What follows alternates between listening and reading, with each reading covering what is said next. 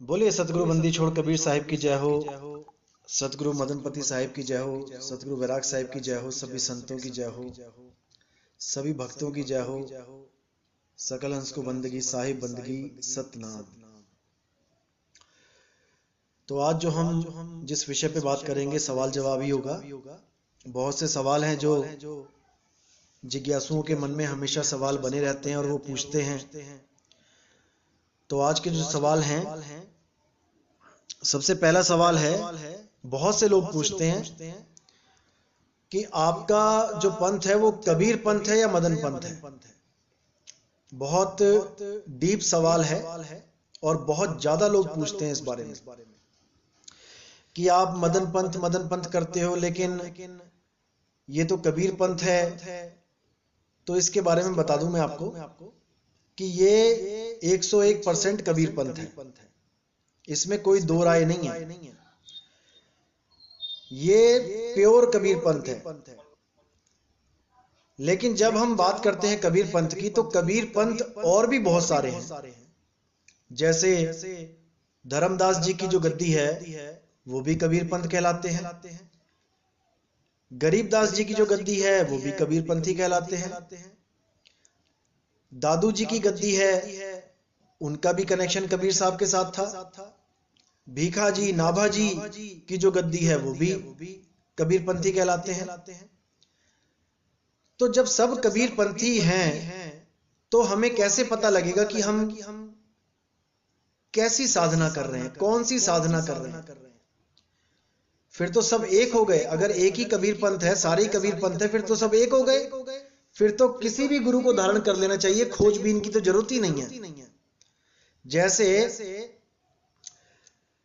कोई मान के चलो कि कार है, स्विफ्ट गाड़ी है, कोई स्विफ्ट गाड़ी।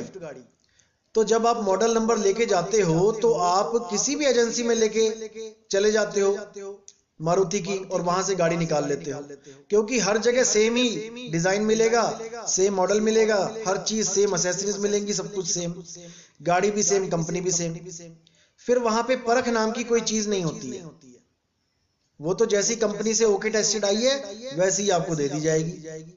लेकिन यहां पर कबीर पंथ के नाम पे इतने पंथ चल रहे हैं, इतने पंथ किसी और पंथ में नहीं है जितने कबीर पंथ में चल रहे हैं।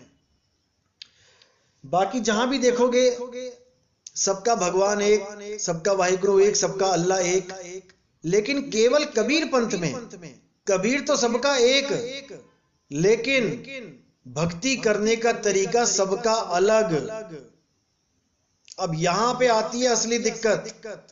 कहने को सब कबीर पंथी, लेकिन जब आप नाम लेने जाओगे हर कबीर पंथी गुरु के पास, तो पता नहीं क्या क्या पकड़ा देगा आपको। अलग अलग नाम, अलग अलग मंत्र, अलग अलग साधनाएं।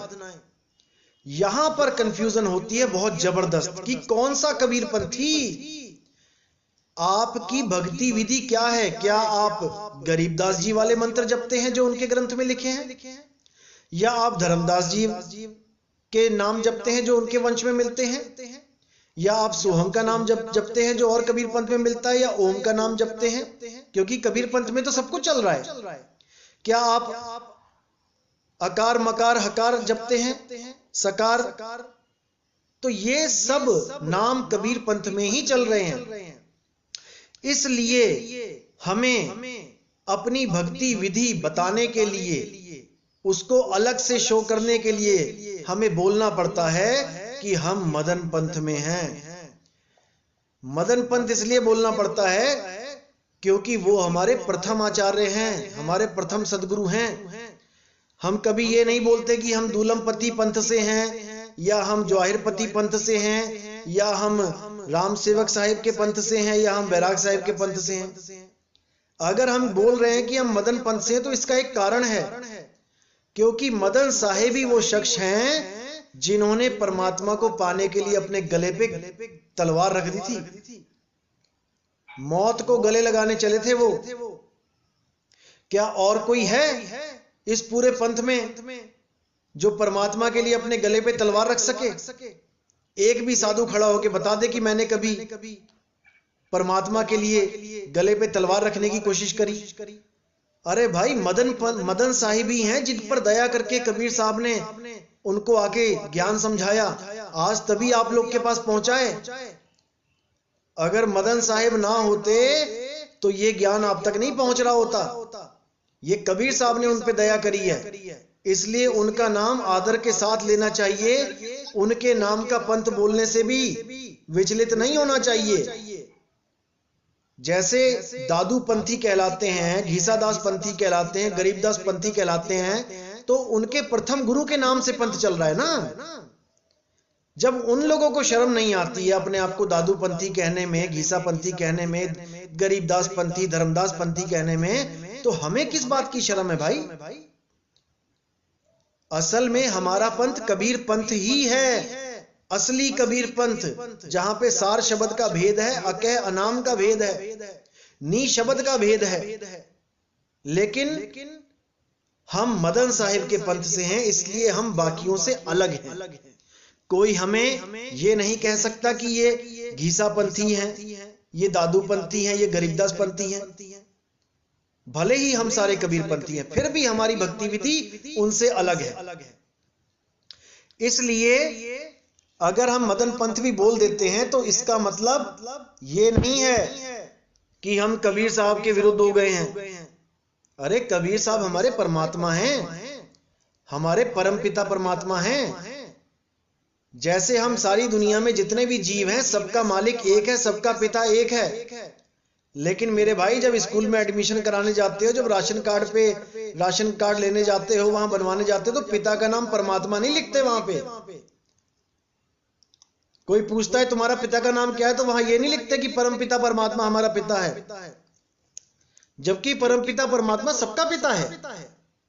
फिर भी हम उसका नाम लिखते हैं जिसकी वजह से हम इस दुनिया में आए हैं, अपने पिताजी का नाम। इसी प्रकार हमें शर्म नहीं आनी चाहिए कि अगर हम मदन पंथ भी कहते हैं अपने आप को, तो हम कबीर पंथी हैं, लेकिन भक्ति विधि के द्वारा हम बाकियों से अलग हैं। हम मदन पंथ की भक्ति विधि अपना के बैठे हैं, जो मदन साहिब के पंथ में बताई जाती है। इसलिए आप दोनों ही बोल सकते हो। अगर आपको नहीं अच्छा लगता मदन पंथ कहना, तो आप कबीर पंथ कह दो, कोई बात नहीं।